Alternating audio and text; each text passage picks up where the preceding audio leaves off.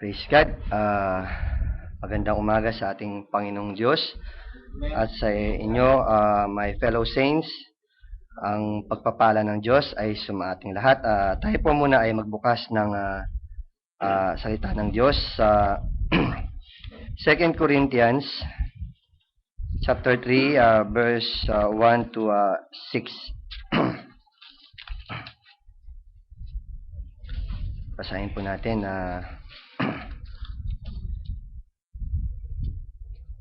2 Corinthians 3, 1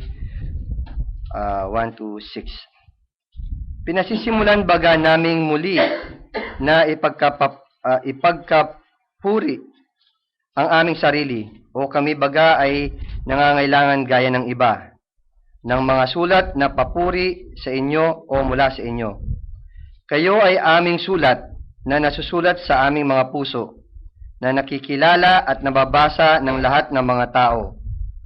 Yamang nahayag na kayo'y sulat ni Kristo na pinangangasiwaan namin, hindi sinulat ng tinta, kundi ng Espiritu ng Diyos na buhay, hindi sa mga tapyas ng bato, kundi sa mga tapyas ng pusong laman.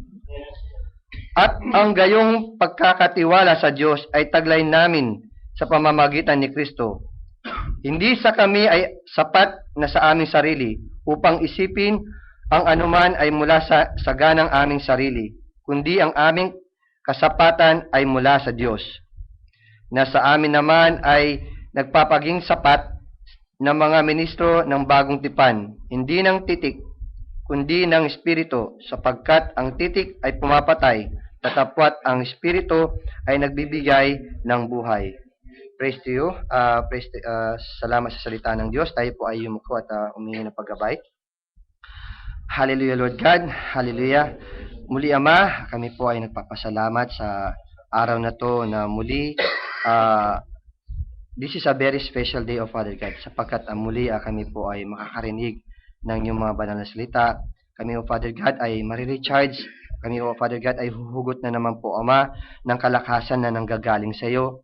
Kailangan po namin ito, Ama, sa araw-araw ng aming pamumuhay, upang sa gayon ay makatagal po kami sa aming pakikibakas sa libutan na ito habang kami po ay naghihintay sa pagbabalik ng aming Panginoong Kristo. O Ama, sa oras po na ito, it's a privilege, O Father God, na muli makapagbahagi ng iyong banal na salita. O Ama, wala po akong kaalaman, wala po akong alam sa iyong mga banal na salita. Maliban na, O Father God, ay gamitin niyo po ako, Ama, pagkalooban ng wisdom, at gamitin niyo lamang po ako, Ama, na daluyan na iyong mga banal na salita. Kayo po, Ama, ang author ng mga salitang ito. Kayo po, Ama, ang siyang magpahayag, O Ama. Kayo po ang makita sa pulpiting ito, O Father God. Tago po ninyo, O Ama, ako sa iyong harapan, O Father God, upang sa gayon, O Ama, ay kayo ang makita sa aking buhay, kayo ang mabigkas sa pulpitong ito, Father God. Itikan po ninyo, Ama, ang bibig na ito sa anumang kamalian, kundi, O Father God, ay buksan po ninyo ito sa mga mabubuting bagay, O Father God. Ang iyong mga banal na salita, maging daluyan lamang, O Father God, ang aking bibig, upang sa gayon ay maibahagi ito ng ayon sa iyong kalooban, O Father God. Maraming pong salamat, O Father God. Itago po ninyo ako, O Father God, sa iyong likuran, O Ama. Kayo po ang makita sa harapan na ito, at kayo po ang magsalita, Father God. Alam po namin, pasimula pa lamang po, O Father God, ay ako po, Father God, ay nagagalak sapagkat pinapakita, kinoconfirm na po ninyo, Ama, na ang inyong mensahe sa oras na ito ay talagang nakakagalak, Father God, sapagkat ang kinakabahan ako, Father God, hindi yung natatakot magbahagi, kundi yung nako-confirm mo, Father God, sa pagbukas pa lamang ng mga salita at pagbubukas pa lamang po ng mga mensahe, O Father God, ng mga banal mong salita, ay nako-confirm mo, Father God, na inyong hinihanda para sa akin, O Father God, ay siya nga po ang mensahe para sa oras na ito. Maraming pong salamat, O Father God. Nakakagalak, O Ama. Kahit sa mga patotoo, Father God, ipinapakita nyo ang confirmation ng inyong banal salita. Patunay lamang, O Father God, na kayo, O Ama, ay siyang patuloy na gumagabay at nag-iingat sa amin at nag-aayos ng lahat. Maraming pong salamat, O Ma. Nagpapasakop lamang po ako sa iyo, Father God. Maraming pong salamat. Kayo po ang maluwalhati, kayo po ang maipuri, kayo po, Father God, ang maghayag at kayo ang makita sa pulpitong ito. Patuloy, O Ama, sa iyo ko lamang po binabalik lahat ng papuri at pagsamba, pagdakila sa tanging pangalan ng aming Panginoon Kristo. Amen. Maaari na po tayong makaupo. Paki-stall na. Paki-swing lang natin.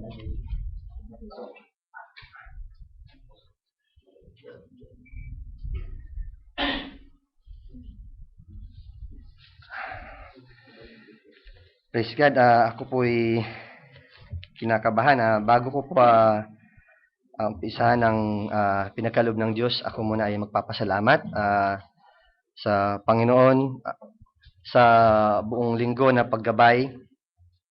At ilang beses na pong naudlot ang exhortation na po. Actually, ito po talaga yung time niya. Ngunit ang exhortation po na ipinagkaloob ng Diyos, dapat nung time pa po ni Brother Perry. Tapos naging time ni Brother Don din. So, hanggang sa tinalaga talaga ng Diyos na ngayon talaga ito. Dahil kinoconfirm din niya, pagbukas pala ng verse ni Brother sa Colossus, tama no? Ito ay sa buhay natin na paano natin na gagayahin ang Panginoong Kristo. At ganoon din sa mga patotoo, kung paano tayo mag-iiwan ng halimbawa. Ito lahat ay nakatuon o ito ay nakapokus lahat sa buhay natin nakasama ang ating Panginoong Kristo. Hindi ng buhay natin dito sa sanlibutan, kundi yung kasama natin ang ating Panginoong Kristo. Ako ay nagpapasalamat sa Panginoon sa buong linggo na paggabay niya sa akin, sa pagmamaneho. Alam natin na marami tayong mga nakikita mga aksidente, bagamat sa kanyang paggabay ay laging andun siya at binibigyan tayo ng kaalertuhan, kagisingan ng isipan. At gayon din po sa aking trabaho, bagamat nagkakaroon ako ng struggles, pero unang Panginoon ng lahat ay nagiging maayos. So praise God. Ang title ng pinagkaloob ng Diyos sa akin sa oras na ito, Our Life with Jesus. Parang the manifestation of Jesus Christ in our life. Kahit kagabi pa, bagamat ako'y late na dahil tinapos ko yung trabaho ko at the same time, dinala ko yung laptop. Pinrint ko po kasi itong exhortation. At nagbasa din po ako doon. Kahit na late na ako dumating kahapon, kinonfirm pa rin yung ang exhortation na ito na ito yung pinakamahalaga sa buhay natin. Kung ano yung mensahe na tinanggap natin, kung ano yung natanggap natin na kailangan nating ipamuhay, hindi yung saganang sariling atin, kundi yung if Jesus Christ is in us, if the mind of Christ in us, if the Spirit of God is in us, kailangan ito yung makita sa ating buhay. Hindi yung sariling atin. Ito yung makita, ito yung dito sa shortcut na to, tayong letrang buhay na lumalakad sa sanlibutan. Lagi natin itong naririnig. Letrang buhay na lumalakad dito sa sanlibutan na to. Ganun lang ba kasimple yun na letrang buhay na nababasa lang ba tayo dahil ano ba, yung nakikita ba tayong may letter o nakikita ba tayong ang nakikita talaga ng tao, hindi yung letra sa atin, kundi yung buhay natin. Yun ang ibig ko sabihin. Lalo na sa panahong ito, alam ko, mag-a-agree kayo dito. Masyado nang ang pag naririnig ng mga tao yung born again, parang nadadala yung mga tao. Kasi maraming mga so-called born again. So, as a true born again Christians, what makes the difference sa kanila sa atin? Dapat nating malaman that the message that we receive, that the message came to our prophet, and the prophet gave it to us, kung paano ang mensahe na ito na isinulat sa ating puso at ang Espiritu ng Diyos ay sumaatin. Kaya nga sabi niya, ako'y makakasama ninyo. Sabi nga dun sa mensahe ng ating kapatid that time that we are waiting for our Lord Jesus Christ. Actually, second coming, dumating na siya. Pero iano natin yan kasi baka sabihin nila yung second coming, yung sa third coming, may iba tayo. So, dumating na siya. Yes, dumating na po siya. The Spirit form. So, nung dumating na yung Espiritu na yon, ang Espiritu ng ating Panginoon sumaatin. No, nung sumaatin, hindi na ikaw ang nandyan, kundi siya. So, ano ang ipapakita mo sa sanlibutan na ito? Hindi yung sarili mo, hindi yung mga sarili mong gawa. Kailangan ang gawa ng isang tunay na Kristiyano na ikaw ay makitang isang letrang buhay. Yan yung ang bawat pagkilos mo ay may kabanalan. Ang bawat pananalita mo, may kabanalan. Ang bawat pag-iisip mo, may kabanalan. Lahat. Kaya nga, to be like Jesus. Amen. Dito pa lang, minamanifest na natin siya. Dito pa lang, tinatrain na natin yung ating mga sarili para inaasam natin that mararapture tayo. Mararapture ka ba na hindi mo minanifest ang buhay mo dito na kasama si Kristo o hindi ka nag-training baga? Pagdating mo doon, ano mo, yung sarili mo pa rin ang gawa mo ang i-manifest mo doon o ang gagawin mo? Hindi. Dito pa lang, we have to live a holy life. Dahil doon, holy ang magiging buhay natin doon. Holy life ang magiging buhay natin doon. Kaya sabi ko, this is not just an ordinary na letrang buhay na lumalakad dito sa libutan. Alam natin, in this Laodicean age, punta tayo sa Laodicean age, this is the perilous time and this is the most adventurous time and this is the most na pinakaasam ng mga maging mga apostol. Dahil dito mararanasan natin ito. Pag ginawa natin yung, if we walk with Jesus Christ, mararanasan natin yung, hindi mo mararanasang matulog yung iyong katawan. Kung inaasam mo yan, kailangan mamuhay ka ng malinis. Mamuhay ka ng may kabanalan. Mararanasan mo yan. Mararanasan natin yan. Na hindi mo mararanasang matulog. Kaya ako po ay nagagalak sa mga confirmation na to. It's our life in this earth na kailangan yung buhay natin sa panahong ito.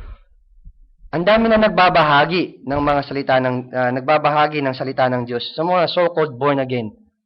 Nagiging redundant, nagiging paranoid na yung mga tao kasi hindi naman sasabihin ng mga tao na hindi yung buhay, hindi yung sinasabi mo. Yung bandang huli, yung salitang binabahagi mo, hindi na yun na nakikita ng tao, nakikita na yung buhay mo. Kasi sabi na, yan ba yung born again? Magbahagi pero yung buhay niyan nagiinom yan, may babae yan. Di ba buhay mo yun? Yun ang nakikita. Yun ang nakikita natin yung buhay natin. Ang daming mga so-called born again, nagbabahagi sila. Kasi nadadala na yung mga tao. Yung mga born again, nagtuturo pa yan pero may babae yan. Sinabi ba nila yung salitang binabahagi niyan, tama? Hindi. Ang nakikita kagad nila, ikaw. As physical, ikaw ang nakikita kagad. So bilang mga tunay na Kristiyano, dapat talagang magiging maingat tayo. Dahil physically, nakikita tayo ng mga tao dito sa sanlibutan, nakikita tayo eye to eye, hindi nakikita yung word sa atin Kundi nakikita kung ano paano ka kumilos, nakikita sa atin pala yung mga pagbigkas mo, kung paano ka naging kaaya-aya sa sanlibutan, paano ka nakikitungo, ganun ang nakikita sa atin. Medyo sabi ko, maraming ang so-called born again. Kailangan ma-identify kung sino yung totoo. So, hindi na sa ngayon yung paglakad natin dito, kailangan talagang yung umpisahan natin sa buhay natin. Amen. It will start in our life. Ang dami nagbabahagi. Hindi na natin kailangan magbahagi. Tama ang magbahagi. Ngunit kung magbabahagi ka at meron kang ginagawang hindi tama, huwag ka na magbahagi. Kasi baka yan ang makita sa'yo. Baka yan ang maipunto sa'yo. Nagbabahagi ka ng salita ng Diyos, pero ang gawa mo ganyan. Di ba nakita ang action mo? Sure. Kaya nakakatakot talaga.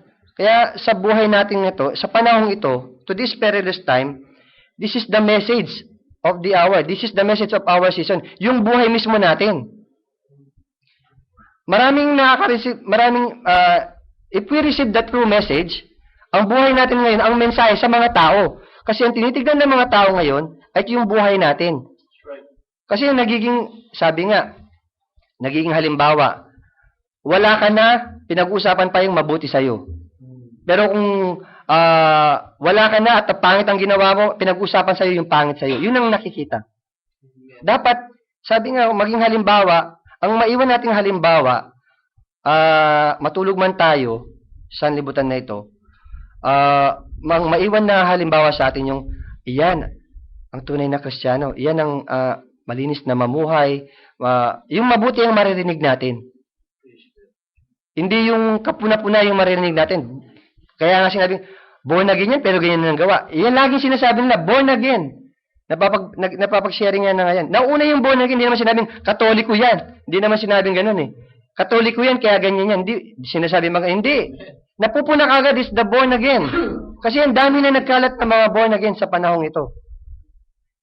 So what makes us different? It's our life. We have to start it with our life. Praise God. Ang buhay natin ngayon ang siyang panghatak sa panahong ito. Hindi nang, okay, nakapagbahagi ka ng salita ng Diyos, but as a Christians, may binigay nga ang Diyos eh. Tamang tamang lugar, tamang panahon, tamang maghahasik, tamang binhi. So, ang Diyos ang magpo-provide. Hindi natin kailangan, there are so many so-called born again lumalabas para manghikayat. Pero napupuna lang sila, kaya nadadala yung mga tao. Nagbabahagi-bahagi yung mga yun, ganun na naman ang mga buhay. Napupuna sila eh. Kasi, bilang isang mga tunay na Kristiyano, hindi natin kailangan lumabas kung saan-saan para lang magbahagi lang. Hindi mo alam. Kasi yung mga iba may intention talaga na manghikayat lang talaga ng miyembro o hindi natin alam kung anong intention nila. Pero, dahil kung gagawin natin ito, mapupuna tayo.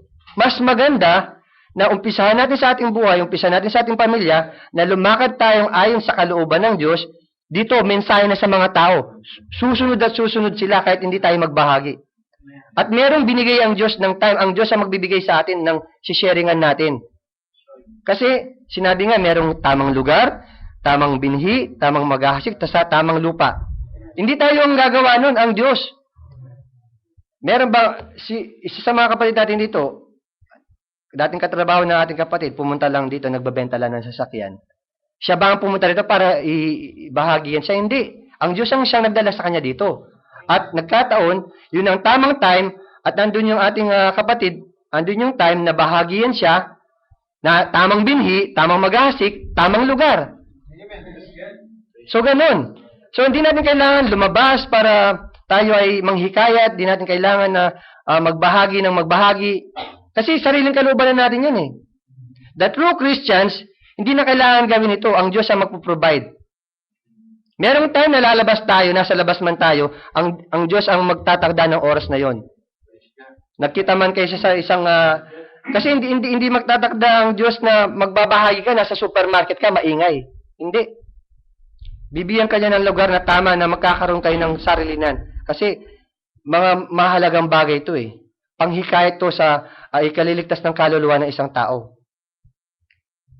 So ngayon, anong bilang isang tunay na Kristiyano? It's our life. Ang buhay talaga natin ang importante. Kung paano tayo lumakad. Tinanggap natin ang Espiritu ng Diyos, we have to manifest it. We have the faith. We have the faith na mararapture tayo. Paano tayo mararapture? Paano tayo mararating yung perfection? Kung hindi natin to ina-adapt sa ating buhay. Let the mind of Christ be in us, the Spirit of Christ in us. So, ibig sabihin, nasa atin na siya, kasama na natin siya. Ang pinakahihintay na lang natin is the physical appearance of Jesus Christ. Yung sasalubungin natin siya. Dumating na siya eh. Dumating na siya sa ating buhay. Nasa atin na siya ngayon. Kung nasa atin siya ngayon, manifest it and live a holy life. Maging maingat tayo sa ating mga pananalita, maging maingat tayo sa ating mga pagkilos, dahil nakikita tayo, minsan napupuna tayo. Napupuna tayo sa ating mga pagkilos, sa mga pananalita. Madalas yan. Yan ang nakikita ng tao ngayon. So in this Laodicean age, in this last message, yan po ang kailangan natin. Praise God. Unang Panginoon, naglagay ako ng, there are 3 manifestation. Because the first manifestations of our faith that God is with us. Setting our heart and mind that we are living in this world with God. Our faith that one day we will be in the house that prepared our Lord Jesus Christ. That our faith that we live a holy life. Amen. Na maging mapaghinahon tayo. If the mind of Christ in us, hindi tayo mabilis magdesisyon. Hindi tayo mabilis magalit, hindi tayo mabilis mapagsalita ng mga mapagbigkas na mabilis kasi natatakot tayong magkamali. Amen. We have this faith that makakasama natin ang Panginoon. Amen. We have to manifest it at this day. That's right. Para makita ng mga tao, para makita ng mga nakapaligid sa atin. Hindi natin kailangan magpakitang gilas o umpisa natin lang sa ating sarili lang. Hindi mo kailangan makita, ay, may mga tao, kailangan holy ako. Hindi. Kailangan, let it flow, let it flow. We have this faith. Amen. I-condition natin ang ating sarili. Kasi, this flesh, hindi talaga kaya ng flesh na to. Kaya nga sinendang ang Holy Spirit eh. To divert our soul. Yung soul na inadapt natin kasi before is talagang gusto niyan sa flesh lang eh. To divert our soul, to clean our soul, clean our spirit, dinadivert yung sarili natin. Diverting our heart, diverting our mind. And then yung second, the manifestations of our words. Meron tayong sariling words and the word of God. If we receive the word of God, the manifestations must come out to our mouth. Yung words natin, kailangan maging maingat tayo. Kailangan ng mga pananalita natin is the word na nagbibigay ng blessing sa mga nakakarinig sa atin. Hindi yung kakatitisuran yung pananalita natin. This is the most important in this perilous time, this very dangerous time. Ito ang mensahe sa buhay natin. Hindi iminensahe ng propeta na, tinanggap ninyo ang mensahe, imensahe din ninyo yan. Hindi. We receive the message, dahil sa marami ng mga so-called Christian here, we receive the message, and this message, di natin kailangan magbahagi, ang mensahe mismo, ang buhay natin. Right. Amen. That is the message. It's our life. Kung paano tayo lumalakad sa mundong ito, nakasama ang ating Panginoon Jesucristo. The third is manifestations of the physical appearance.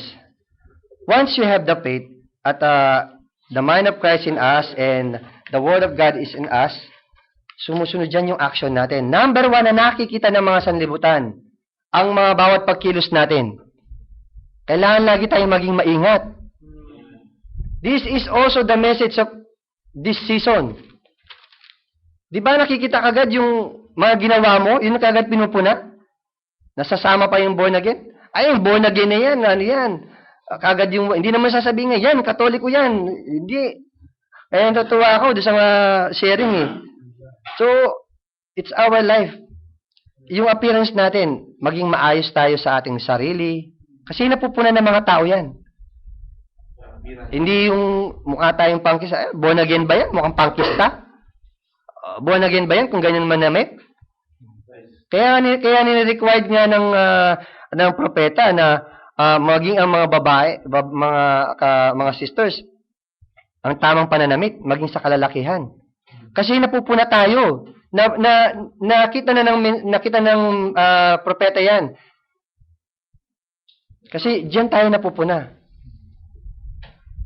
Siguradong sabihin yan. Ay kung born again ba yan? Kung makapag-shorta ng iksi-iksi. Kagad na una yung born again. Di ba medyo na sa ng born again? Kaya nakakalungkot. Nadadamay tayo mga tunay na Kristiyano. Yung mga action natin, kailangan maging kalugod-lugod lagi sa harapan ng Diyos. Lagi nating isipin na ang bawat pagkilos natin, ang bawat pananalita natin, ang bawat pakikihalubilo natin sa mga kahit hindi mananampalataya, kailangan laging laging malinis, laging maayos, kaaya-aya. Lagi nating isa puso, lagi nating kaya nga let the mind of Christ be in us, yung lagi nating nasa isip ang ating Panginoon Hesus upang ngayon upang ang bawat pagkilos natin, ang bawat paggalaw natin, ang bawat pananalita natin ay nagiging kalugod-lugod sa mga nakakarinig sa atin. And this is the message of this season. So, nakakagalak sapagkat nakakalungkot naman, nakakagalak yung mga mensahe na pinagkakalob sa atin, ngunit nakakalungkot yung mga naririnig natin. Dinadalangin natin na mabuo ng bilang ng mga hinirang. Hindi tayo gumagawa ng sarili natin. Kailangan hanapin natin sila. Ang Diyos ang siyang humahanap. Ngayon, makita natin, meron akong isang hinalimbawa. Sabi nung meron kasing nag-attend na rin dito. Nakakalungkot na marinig yung balita na yon na kaya na din na daw nag-attend, natisod doon sa isang kapatid. Sabi ko, wag naman yun ang makita mo. Tignan mo yung salita ng Diyos. Kasi individual naman tayo. So, kung di na siya napatuloy, sa kanya na yon. Pero, bilhin mo yun. Yun ang naging rason. O kung ikaw ang naging rason ng kanyang pagkatisod, di ba nakakaano? Ibig sabihin, hindi ka kumilos ng ayon sa kalooban ng Diyos. O meron kang sinabing hindi ayon sa kalooban ng Diyos. Sa panahong ito, ang buhay po natin ang pinaka-nire-required. Umpisahan po natin sa ating sarili. Sa ating pamilya. Susunod na lamang po yan pagbabahagi. Huwag nating hangarin na magbahagi tayo na magbahagi sa kanino man para mabuo yung bilang. Hindi. Ang Diyos po ang siyang magtatalaga nito. Hindi po tayo. Let's start it with our life. Amen. Kung tinanggap natin na ang Panginoong Kristo ay nasa atin at ang salita ng Diyos ay nasa atin, kusang lalabas po yan. Kusang lalabas po yan. Pagsikapan lang po natin na ang buhay natin ay laging kalugod-lugod sa ating Panginoon, sa harapan ng ating Panginoong Kristo. Amen. We received the message, God in us and I will be with you till the end of time. Gaano man kahirap mamuhay dito sa lupa, ang Diyos siyang bahala sa atin. He will provide everything. If God in us, who can be against us? Jesus in us, be like Jesus. Let the mind of Christ in us, manifestations of Jesus Christ in our life. Kalakip dito ng buhay Kristiyano. Kailangan na lagi tayong every day, every minute, lagi tayong presentable sa ating sa harapan ng ating sa ating Diyos. Brothers and sisters, in this last age, in this season, ang buhay natin ang tinitignan ng mga tao. Kasi kahit na magbahagi tayo kung ang buhay natin, bakit lagi kong sinasabi yung buhay natin? O kahit na magbahagi tayo, kasi yun talaga ang nakapokus. In this message, the message of this season is our life. Hindi yung kailangan magbahagi tayo. Kaya sabi ko, ba't para yatang naulit-ulit lagi yung sabi ko, pero ito talaga. Tapos nung kanina pa lang kino-confirm na we have to walk with Jesus yung ni brother Tapos yung mga patutuo kahit kagabi pa, it's our life. Ang buhay natin dito temporary, tayo dito, alien tayo dito. Ganapin na natin 'yon. Ganapin na natin 'yon. That we are alien in this world. Very strange tayo dito sa ito. Kailangan ganapin na natin. Pag ginawa natin 'yan, mararating natin yung perfection na nire-require ng Diyos. Pagkakaluban tayo ng kaisipan kung paano natin labanan ng ating flesh, pagkakaluban tayo ng wisdom kung paano tayo magbabahagi ng salita ng Diyos, pagkakaluban tayo ng kaunawaan, kung paano tayo kumilos, kung paano tayo manamit, lahat ng bagay, susunod lahat yan. Basta't pagsikapan natin ng mensaheng natanggap natin, ay kailangan natin ipamuhay sa panahong ito. Dito natin mararating yung perfection na nire-require ng Diyos. Hindi natin kailangan maging perfect ako, o kailangan maging perfect ako. Hindi. just believe that we already transformed, that our life with Jesus and Jesus is with us. Matra-transform tayo, unti-unti. Noong una, talagang mahirap, pero unti-unti. Sa tagal na nating ito, kailangan, siguro naman, hindi na tayo magkakaroon ng mga major problem. Minor problem, kasi nandito pa tayo sa sanlibutan ito. Pero, bibigyan tayo ng kaunawaan ng Diyos. Paano ito ayusin? Bibigyan tayo ng unawa ng Diyos na, ibigay mo lang sa akin yan. As a true Christian, Lord, mahirap po ito, tulungan po ninyo ako. Gagaan yan. Hindi tayo pababayaan ng Panginoon. Kaya nakakagalak na sabi ko, Lord, kung ano po yung aking mga nagiging pagkukulang. Minsan nakakapagsalita ako dahil sa pagod ko, minsan nakakapagsalita ako sa kapatid, pero hindi naman po yung para sa dahil sa bagay na ganito. Lord, yung buhay ko ang linisin mo. Lord, nawa maging pagpapala ako. Ako yung magiging pagpapala, hindi yung ako yung nakakabigat sa kapatid. Yun na lang iniisip mo. Yung ikaw yung nakakatulong, hindi ka makakatulong maganon. Yung mas ikaw ang nakakatulong, yun na lang, ganon. So, binibigay mo na lang sa Panginoon, dinededicate mo na lang sa Panginoon. Nang sa gayon, hindi ka nagkakaroon ng pagpighati o hindi ka nagkakaroon ng sa kapatid mo, ganon. Isipin mo na lang ginawa mo ang mga bagay ito para sa Panginoon. Nang sa gayon, wala kang dala-dala sa iyong dibdib, wala kang dala-dala sa iyong sarili. At the same time, makakalakad ka ng malinis. No? So, praise God. The unbelievers can see three things in all born-again Christians. O, naulit ko na naman to.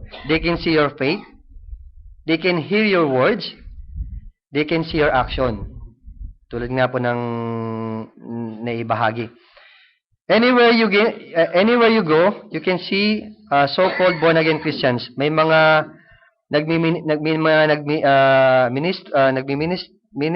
ministro, ibig sabihin, nagmi-ministro, ayan. Kahit saan, may mga nagbabahagi-bahagi ng salita ng Diyos. May mga activity pa. Ito yung mga paraan ng kanilang panghihikayat sa panahong ito. Sila mismo yung gumagawa ng paraan. Pero as a true Christians, hindi tayo ang gumagawa ng paraan, ang Diyos. Amen. Siya ang nagtatakda ng lahat. Kaya hindi tayo nagiging maligalig. Wala tayong mga activities. Hindi natin kailangan maligalig. Ang Diyos ang siya magpupuno, ang Diyos siya magbubuo ng bilang ng kanyang mga hinirang. Wala tayong tithes dito, wala tayong mga ikapo, para hindi tayo naghihikayat ng para magkaroon ng laman yan. Ang Diyos na siya nagpo-provide. Bakit tayo magiging maligalig? Kung meron man nakapag-attend dito, umalis, hindi tayo kailangan maligalig.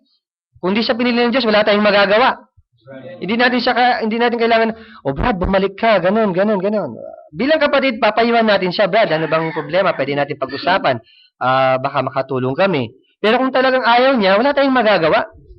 Dahil hindi naman tayo talagang tumatawag eh. Kung di siya pinili, hindi siya pinili. Kung ayaw nilang itinutuwid sila, let it go. Hayaan niyo sila. Pasalamat tayo dahil araw-araw, every Friday, tinutuwid tayo. Dahil dito natin mararating yung kasakdalan. Mapalad ka sapagkat tinutuwid ka. Kung wala nang nagtutuwid sa'yo, mapalad ka naman. Kung wala nang, parang, narating mo na yung perfection mo, parang anytime makakaalis ka na. Nandito pa tayo sa flesh na ito. Kakaiba yan. So, yan ang laging nakikita ng sanlibutan ngayon. That these three things, faith, words, action. Yan lagi ang itatak natin sa ating puso. Sabi nga, inukit yung mga salita sa ating puso upang maitanim ito, upang kusang bukal na lalabas sa ating mga bibig. At kaya nga laging sinasabing to be like Jesus, let the mind of Christ in us, at ako'y sa inyo. Sumaatin na siya. Ang inihintay na lang natin yung physical appearance ng ating Panginoon Kristo. So kung sumaatin na siya, i-manifest na natin.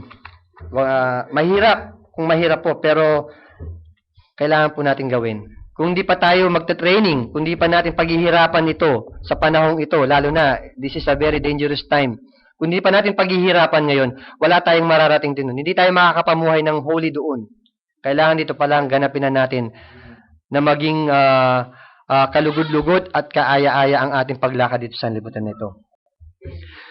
So, praise God at napakaiksing pinagkaloob ng Diyos.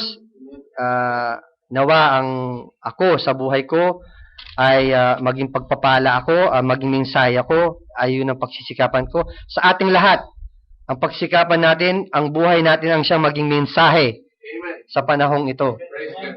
At tayo pong lahat ay tumayo. Praise God.